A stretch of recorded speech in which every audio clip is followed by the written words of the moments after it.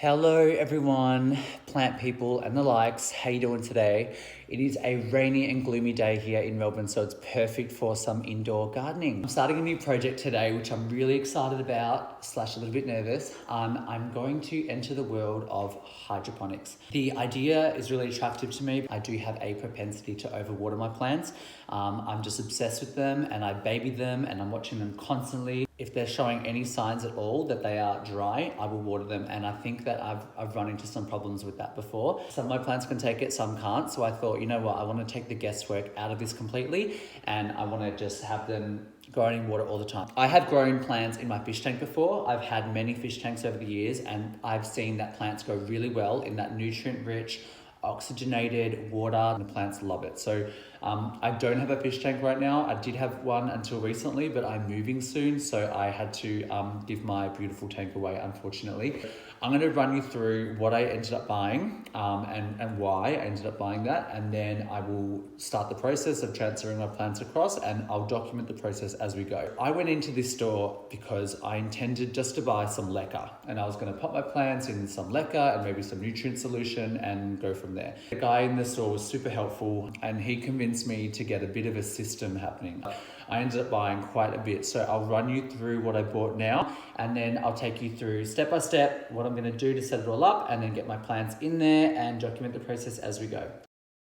So after getting to the hydroponic store, the man told me that they had completely run out of Leca. They had no pond, they had no large perlite or anything comparable to Leca, but they did have this 50-50 blend of cocoa chips and cocoa coir. My research has told me that cocoa chips and cocoa coir are pretty environmentally friendly. It's a totally renewable resource, no mining is involved, no high energy consuming processes are involved to create it. I also know that it's good with drainage and also retains water pretty well, so I thought I'd give it a go. This is more or less the system that I have got. It is a massive tub with a little tube that goes into this big old container, which is what, I don't know, litres and litres, 30, 50 litres maybe. Now, I've got it hooked up with this little tube to this valve.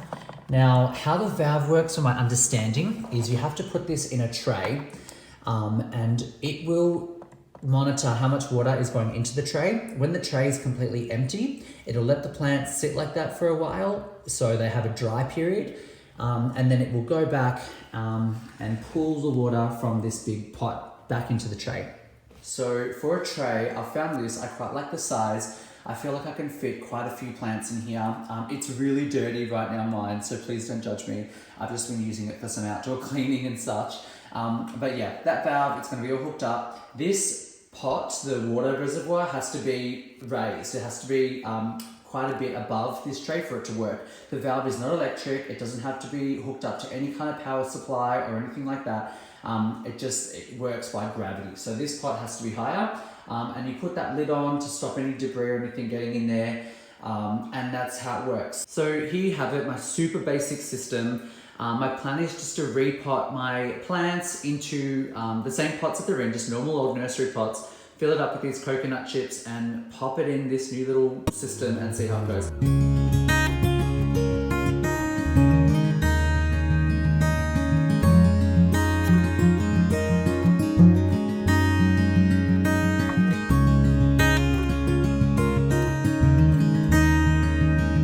Okay, so if you have OCD, then you're gonna absolutely hate this part. I get dirt everywhere and it's kind of gross. So the first plant that I decided to convert over to being grown hydroponically was my Orbifolia. It was definitely due for a repot and just looked like it was starting to struggle a little bit. I wasn't able to keep up with the watering.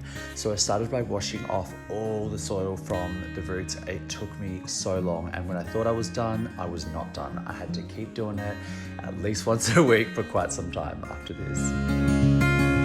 So the next plant that I'm choosing to put into my hydroponic system is this Philodendron distantalobium. I'm choosing to put this in my hydroponic system because it also needs a repot. I've had it for a while and I can see it's growing really well, but it does have fungus gnats in the soil. I thought, what a good opportunity while I'm repotting it to try something different and yeah, try it in my new systems.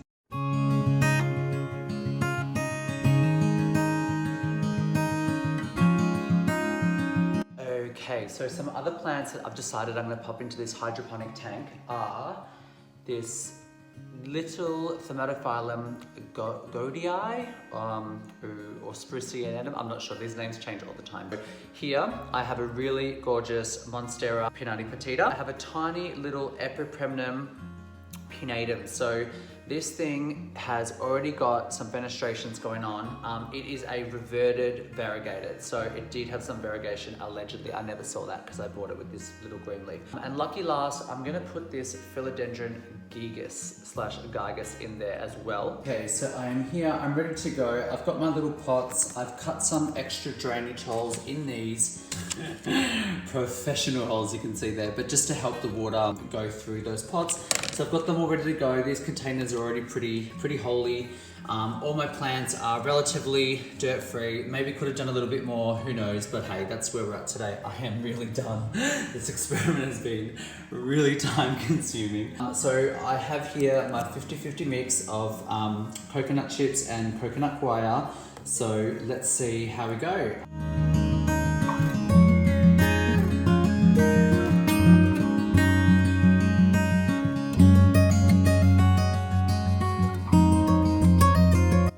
Plants are all in that cocoa coir / cocoa chips mix. They've all been repotted in that mix. They're all sitting in this tub. It is filthy. That stuff goes everywhere. Water level has risen substantially, but it's kind of stopped here.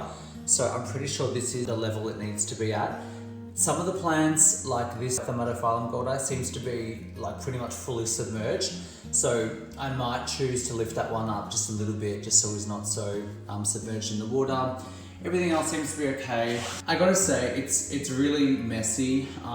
It's kind of not what I was wanting to do. I'm such a sucker for salespeople. Hey, I'm so gullible when I just buy everything. I mean, it probably is a really good system. I'll let you guys know how the plants like it, but I was looking for something a little bit more easier, a little bit kind of less messy, and I've got to go ahead and clean all my plants now. But hey, let's see how the plants go in this new system. So I need to say that I absolutely hated that system. It was really easy to set up and easy to use.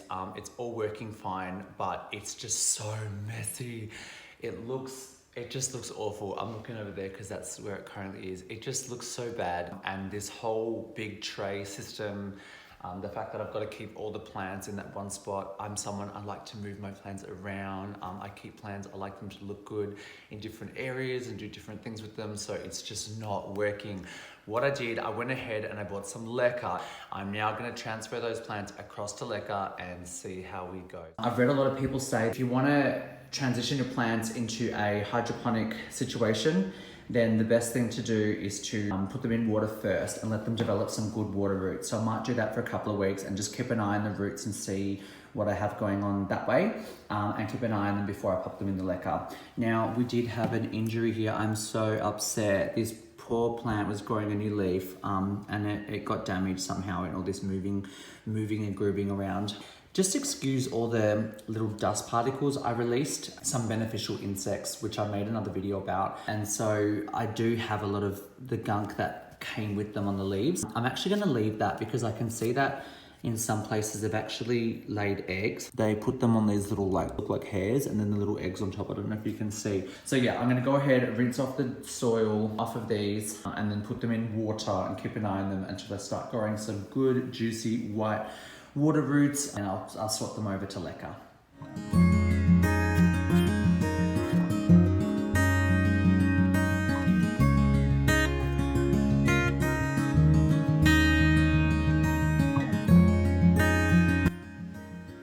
Okay, here all my little plant babies in their water. Little pots of water, all ready to go. I gotta say, they look kind of sad. They're not happy. They just look like they're all flopping over. I think that they hate me already. There's gonna be a lot more rinsing, I feel, before I'm kind of happy with the situation. There's a lot of dirt. And I just say, wow, what a mission. That was such a mission, especially with this arborfolia over here. Oh, trying to get this thing rinsed again, and it's still so dirty. Oh. Okay, so they're all ready to go. We're gonna revisit the situation. I'll check on them every few days, maybe every day, and see how they're doing.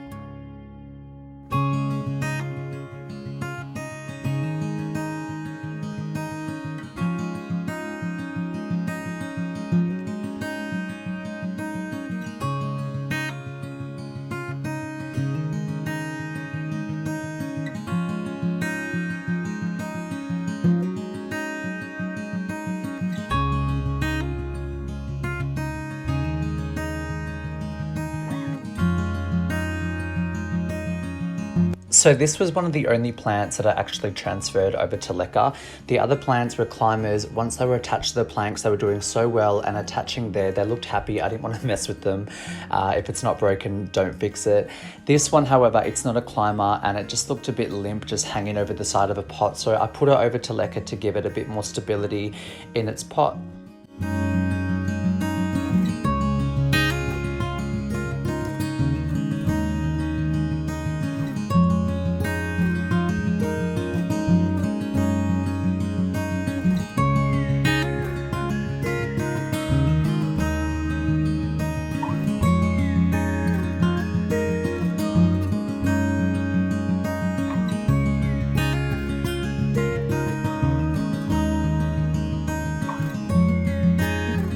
Raffy, gorgeous little critter here. Love this guy to death. Anyway, bye from us. Say bye. Bye.